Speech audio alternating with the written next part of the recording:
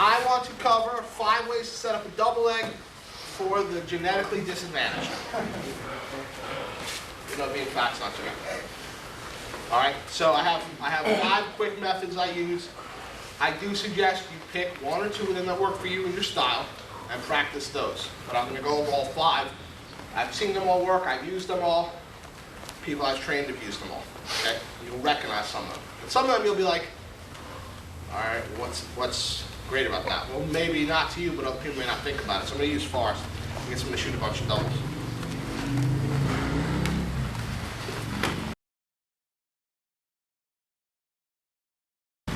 All right, first one is high-low. Okay, so what I'm going to do is try and get his attention up here so I can go there. All right, since I shoot here, basically, on this side, it's this hip I hit, and I want to do something up here. So I'll either do it off a cross or a hook. Now we're talking about mixed martial arts, so we don't just run out there. We don't have to run out there, do this, and then shoot. We can do something and see what his reaction is. So I'm going to do it off either. A lot of guys, if you go jab cross, they will move back. Okay? Either because that's their game and they're not counter fighters, or they're not comfortable. So if I come in and throw jab cross as he moves back, if I try and shoot, I'm going to get killed. But if I come out, we're moving around, I go jab cross, and he's moving back, I'm not going to shoot. But he might put that wall up. A lot of guys are doing the cover now. Okay? If I throw this here, then I know next time I come in, boom, then I go right underneath it. All right, this is Sean Shirk, does this tremendously. The timing of it is, okay, one caveat. I'm not throwing this cross. Okay? You can't shoot off this. I'm throwing a cross to get the shot. So I'm going to throw the cross to get a reaction up here. I really want, is that wrist hurt you? All right, give me someone that can cover. I'm sorry. Dustin.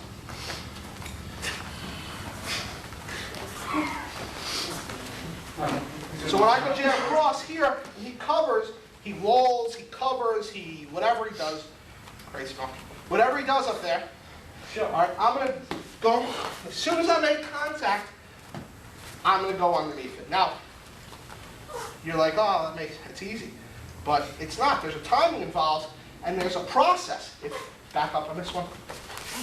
I have to be aware that that's not going to work. Okay, so that's on the right side. I'm going to put them both together. I'll put one. The other one, my favorite, is off the hook. All right, because now he's totally up here, and I'm totally there. I don't know why I'm saying totally. Okay, I like this one a lot. So I'll go jab, cross, hook, and when he covers up here, then I immediately go. Now the difference in the setup is I'm not throwing this hook because I can't shoot. My knee's pointing the wrong direction. I got to shoot over there. I'm throwing almost a slap.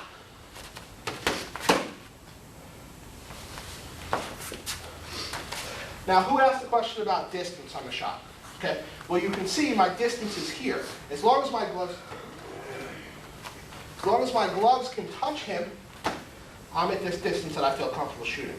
Because all I'm going to do is disappear and hit him. Okay? So all I want you to do with your partner is just move around lightly in box. I'm the shooter. He's just the defender. He can throw back lightly also. Just naturally move around. And just hit him.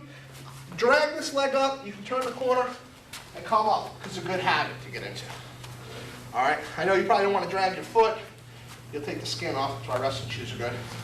So you can just step the foot up if you have to. Lightly box. Now you're the shooter. Good. Let him drive and go back and forth. Make sure, for good habits, I know we're not working the double leg, but make sure that this is your first motion. Don't shoot diagonally. What do I mean by diagonally? If you drew a line from my head, okay, to the shot, right now you can see this. It's an L.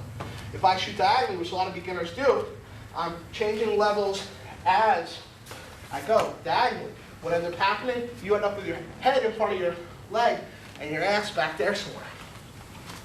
And we can't do that. So the first motion you make, no matter which one it is drop and hit. Make sense? Let's go. First one, high, low.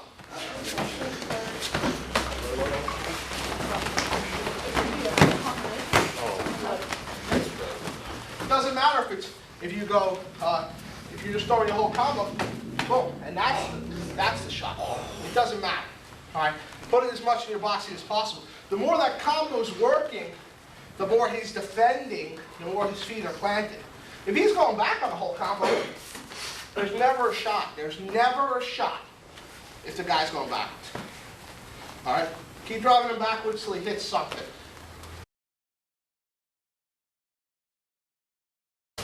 Okay, the next one is I'm going to draw a reaction. And in this number 2, I'm going to draw punches. There is a principle that works really well. You can think about it. If I punch Dustin, invariably he's going to punch back. If I want Dustin to kick me, the best thing I can do is throw a kick at him. 90% of the time, something goes off in his head and he kicks back. Grappling's the same way. You got 2 guys, you put no holds barred gloves on, and they're grappling. They're not striking. Like, why aren't they striking? One guy hits the other. Now all of a sudden it's a strike fight. But for some reason. So in this one, what I want to do is draw a reaction. So I might punch into him and he drives back. Okay? I can almost invariably guess that the next thing he's going to do is come back with punches. Okay?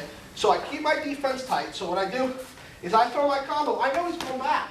Okay? If he doesn't go back, I'm going to shoot under. He goes back. Now here, when he drives, I just drop my level. I just drop my level.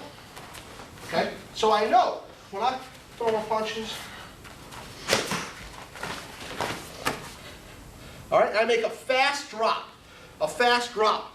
Do not drop your front hand. Definitely don't drop your front. Keep this pin to your head. When you drop levels, keep that pin to your head.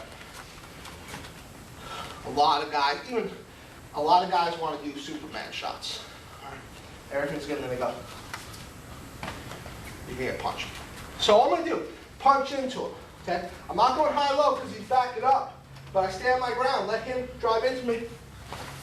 Drop under. If you don't believe me that the timing of this is good, all you got to do is see how many times when you're moving around with a partner, you can just duck a jab.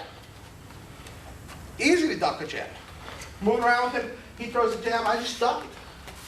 That same level changes right here. But I punch into him. I know. Boom. I know it's going to happen. So I just go low. All right? So draw the punches. That's number 2. Let's go. Two or three quick things. I don't know where they're going to end up. Let me use that. Let me use you for a second.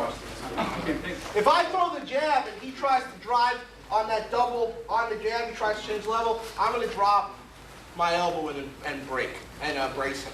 Okay? And I'm definitely going to hit off that.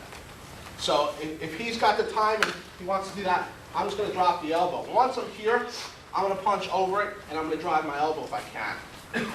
And that works real well. You can do it off tie clinches also and stuff. Bridging. What's that? Just going to punch it. You're just going to do me like that? All right, let me get some on the top rope. Dustin. All right, so on this one, I punched it. On the second one, so we went high-low, then we drew the punches. Now I'm actually going to draw his commitment towards me.